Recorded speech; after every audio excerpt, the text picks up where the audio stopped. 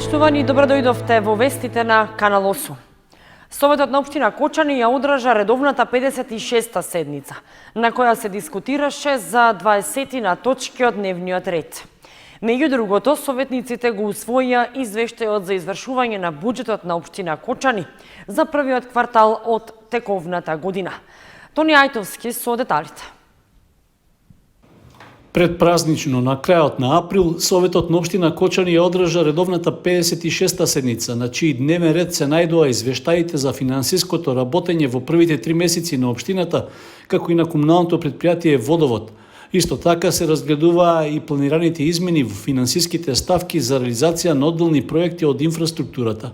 Според податоците што ги презентираа раководните служби од секторот за финансии, извршувањето на буџетот на општина Кочани во првиот квартал е со 24,5%, што порано било вообичаено дури до половина на годината. Поредбено со вкупните приходи на основен буџет во 2020 година имаме зголемување за околу 40%.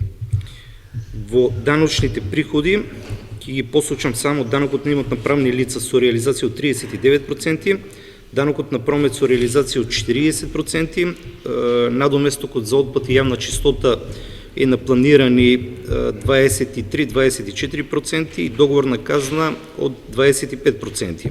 Можем да кажем дека ова е рекордно извршување на прв квартал и во процент и во апсолутни бројки. Во врска со оваа точка, членови на Советот констатираа дека солидната реализација на буџетот и дава можност на општина Кочани покрај инфраструктурните проекти да се фокусира и на други развојни можности.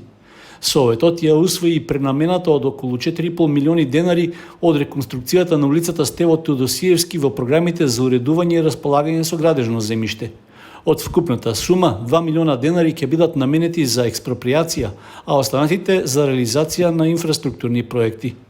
Советот на општина Кочани на 56-та седница го разгледуваше извештајот за работењето на комуналното претпријатие Водовод.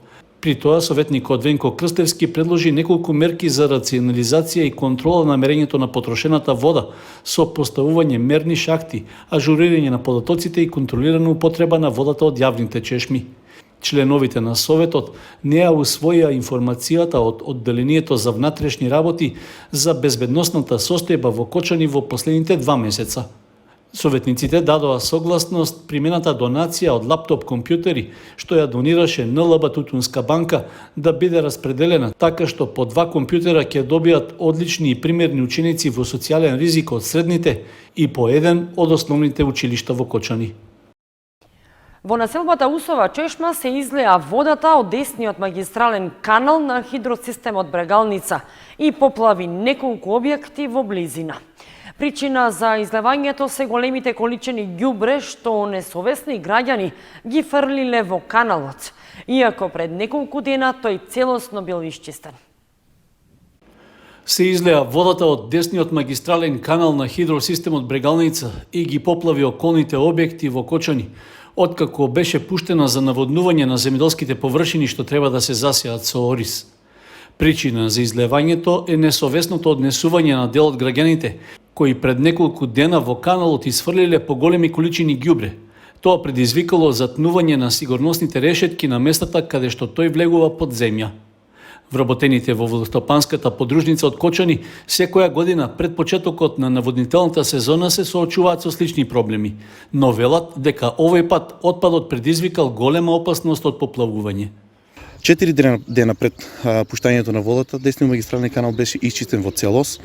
Особено внимание беше обрнато на решетките, кои што некоја сигурност на влезовите, значи на населените места. Беше исчистено ѓубрето, немаше оставено никаква шушка, никаква трага од ѓубре. Во соработка со Водовод, ние со наша машина го исчистивме ѓубрето, се фрлаат од умрени кучиња, умрени кокошки, луѓето кои што ги чистат своите бавчи од трева, од гранки, луѓето кои што ги кројат своите лозија, значи ги фрлат своите прачките тука. Значи тоа е толку згрозена слика кога ќе се погледне се што се фрле и нормално водостопанство вчерашниот ден дојде до проблем со минимална количина на вода пуштена од 3 кубика во секунда, дојде ред да се излие каналот на местото кај пожарната на влезот во Кочани. Митров додаде дека опасноста од сериозна хаварија и поплавување на куќите и другите објекти во близина на каналот ќе била уште поголема ако тој се искористел со вообичаениот капацитет од 10 метри кубни вода. За неодговорниот однос на граѓаните веќе се известени надлежни инспекциски и полициски служби, зашто од водостопанската подружница ќе бараат соодветни мерки и санкции против прекршителите. Истовремено, од водостопанската подружница апелираа ваквата практика на граѓаните да престане, за да нема загрозување на безбедноста на домовите и другите објекти што се наоѓаат во непосредна близина. Голем дел од учениците од основните и средни училишта од Кочани утрово не се вклучија за следење на онлайн наставата и го поддржаа бојкотот договорен на социјалните мрежи поради најавената дигитализација на учебниците. Нивното барање е да се стопира донесувањето на законот за учебници и наставни материјали во основното и средното образование. Од Министерството за образование и наука пак и раководителите на училиштата апелираат за разумност и повторно приклучување кон останатите деца од нивните класови, затоа што постапката не оди во прилог на нивната едукација. Учениците од основните и средни училишта од Кочани во голем процент го поддржаа бојкотот на наставата, договорен на Facebook групата на родители учебници и настава мора да има, со тоа што уште од првиот час не се вклучија на онлайн настава. Нивното барање преку бојкотот на наставата е да се стопира донесувањето на законот за учебници и наставни материјали во основното и средното образование. Во основните училишта во Кочани на онлайн настава не се вклучиле учениците од 9 оделение и делумно од 5 до 8, информираат директорите. Во средните училишта состојбата е слична. Голем дел од учениците не се вклучија на настава. Во текот на денешниот ден, наставата во средното општинско училиште Гоше Викентиев се одвиваше со делумен бојкот од страна на учениците. Имено од 35 класа, според спроведената анкета од страна на педагошката служба, 7 класа целосно е бојкотираа наставата во текот на овој ден, додека во другите класови имаше делимичен бојкот од страна на учениците, но наставата се реализираше според распоредот на часовите. Инаку во самото училиште со физичко присуство беше изведена практичната настава од страна на учениците од 3 и 4 година и кај нив беше забележено делумно отсуство на ученици, но сепак часовите беа реализирани. Како раководител на Солипче Сантов Кочани, не можем да кажем со сигурност дека учениците бојкотираат наставата, заради тоа што немаме никакво соопштение од било на кој извор кој што ќе ни укаже дека е бојкотира заради било што на наставата, како причина. Во однос на нередовноста на наставата, денеска забележавме дека поголем дел од учениците не ја следат наставата. Од групата за бојкот на наставата велат дека еден ден пропуштен во наставата не е толку значаен колку што е значајно да се донесат промени во образованието. Ќе стојат на ставот се додека не се исполнат нивните барања. По добиените информации дека изолирани групи на ученици во неколку училишта во државата по насоки од родителите и старателите ја бојкотираат наставата. Од Министерството за образование и наука апелираа за разумност и повторно приклучување кон останатите деца од нивните класови, затоа што постапката не оди во прилог на нивната едукација. Секој пропуштен час значи пропуштено знаење, кое тешко се надоместува, особено кога воспитно-образовниот процес се организира во ворени услови поради пандемијата. Министерството за образование нагласува дека причината за бојкотот на наставата е неоправдана, ако се има предвид дека дигитализацијата на образованието е глобален процес кој се случува во голем број земји во светот, а Северна Македонија мора да фати чекор со современите трендови и да се приближува кон стандардите за квалитет на образование кои ги наметнуваат развиените општества. Министерството за образование и наука останува на ставот за носење на целосно нов закон за учебници, со кој се воведуваат современи материјали за учење и се нуди можност за дигитализација. Беше кажано на одржаната пресконференција на Општинската организација на СДСМ Кочани. на која ги повика родителите да не подлегнуваат на, како што велат, грубите лаги и политички манипулации пласирани во јавноста, кои се однесуваат на Законот за учебници. Почитувани родители, ученици, граѓани, Министерството за образование и наука останува на ставот за носење на целосно нов закон за учебници, со кој се воведуваат современи материјали за учење и се нуди можност за дигитализација.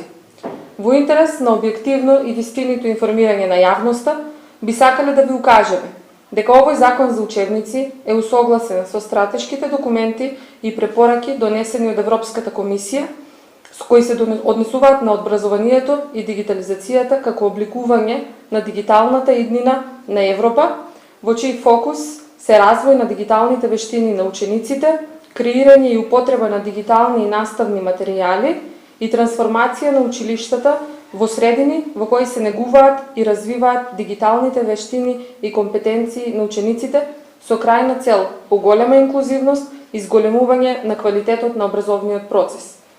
Здравствената криза го стави учењето од далечина во центарот на образовните практики. Тоа ја истакна потребата од унапредување на дигиталното образование и неговото третирање како клуч на стратешка цел за висококвалитетно учење и учење во дигиталното време. Како што ќе се надминува фазата на воредна состојба, наметната од избувнувањето на пандемијата, така ќе расте потребата од развивање стратешки и долгорочен пристап кон дигиталното образование и обука.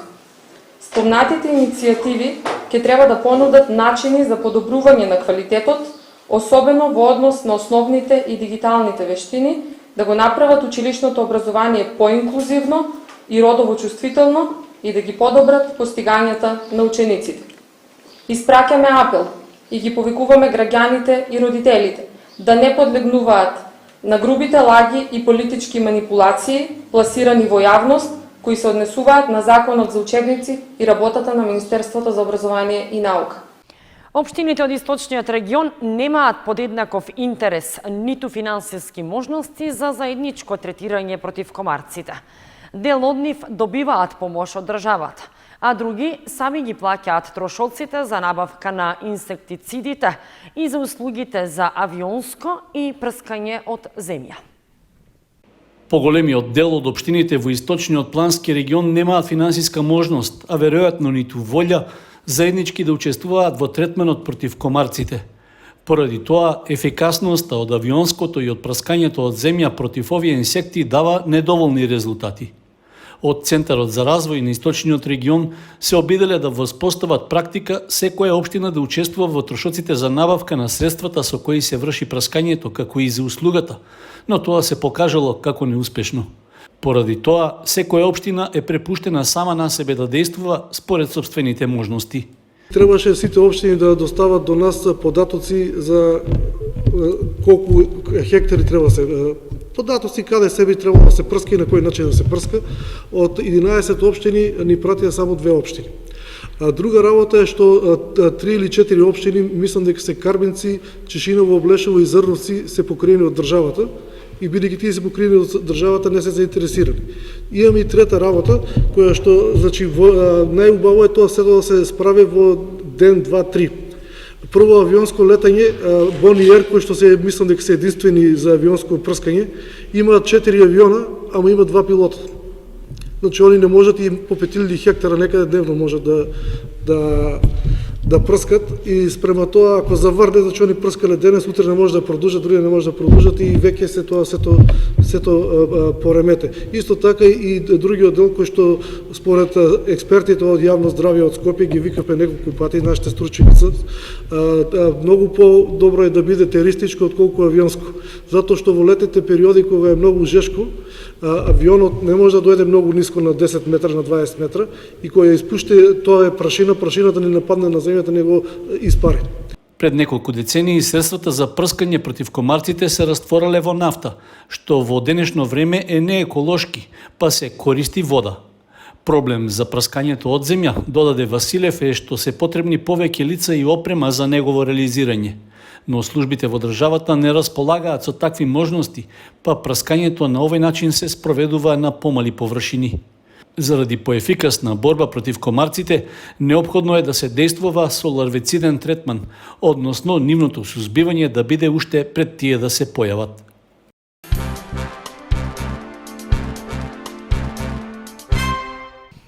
Со присуство на представниците на партнерските училишта од Грција и Бугарија е одржување средба со цел договарање и реализација на активностите како дел од Еразмус Плюс проектот за спречување на рано напуштање на образованието на децата роми и официјално стартуваше проектот во основното училиште Малина Попиванова. Целта е да се превенира раното напуштање на образованието од страна на учениците роми. Преку проекти и активности до задржување на децата роми во основното образование. Пред една недела беше означен стартот и веќе започнаа активностите околу реализација на проектот на Еразмус Плюс програмата за спречување на раното напуштање на основното образование на децата роми во основното училиште Малина Попиванова.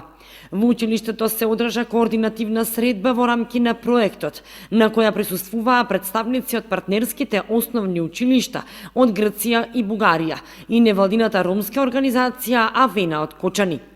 Проектот за спречување на раното напуштање на основното образование на децата роми е партнерски проект во кој учествуваат училишта и невладини организации од Македонија, Бугарија и Грција. Многу сме среќни што ќе учествуваме во овој проект и на овој денешен настан. Се радуваме на идејата да работиме заедно со училиштата од Грција и од другите држави со цел да се направи програма за следење на раното напуштање на учениците роми од образованието. Цел на овој проект е да се направи нешто конкретно што ќе можеме да го тестираме и да го испратиме и во другите училишта. Наша цел е соработка помеѓу 3 невладини организации од трите држави, како и од 3 училишта од истите држави. Штета е што поради рестрикциите со ковид вирусот можеме овде да бидеме само од невладините организации. Би сакала да кажам нешто повеќе за нашето училиште. Името на училиштето е Панајот Хитов. Тоа е основно училиште од Сливен и среќни сме што ќе соработуваме со нив. Проектот се состои од 2 дела. Првиот дел е спремање на наставни материјали за часови, а вториот дел е подготовка на онлайн платформа со веќе готови проблематики и нивно решавање. Целта е да се превенира раното напуштање на образованието од страна на учениците роми. Платформата ќе биде подготвена од страна на психолози и педагози, додека наставните материјали ќе бидат подготвени од страна на наставниците од Кочанското училиште и партнерските училишта од Грција и Бугарија. Истакна Сања Михаилова, наставник по англиски јазик во основното училиште Малина Попиванова и координатор на проектот. Поради пандемијата со COVID-19, проектните активности се реализираат онлайн. Во соработка со сите вклучени партнери ќе се организираат дополнителни обуки и тренинзи согласно целите на проектите заради споделување искуства и постигнување на посакуваните резултати. Собрани 32 единици крв на априлската крводарителска акција во Црвен крст Кочани се спроведе во соработка со Институтот за трансфузиона медицина од Скопје. Младите даруваат крв и ја имаат хуманоста во себе и желбата да спасат живот. 32 единици крв се собрани на редовната априлска крводарителска акција, што ја реализираше Општинската организација на Црвен крст Кочани. Истата се спроведе во соработка со Институтот за трансфузиона медицина од Скопје. Сакам да изразам голема благодарност на сите граѓани кои денеска ќе учествуваат на оваа акција и ќе донираат крв, затоа што крвта е многу важна за спасување на човечки животи и со тоа нели секако ја покажуваат својата хуманост и несебичност. Крводарителската акција е 4-та акција годинава што се спроведува во просториите на Црвен крст Кочани. Граѓаните крв може да даруваат секој понеделник и четврток во службата за трансфузиона медицина во Кочани или секој последен четврток во месецот во просториите на Црвениот крст.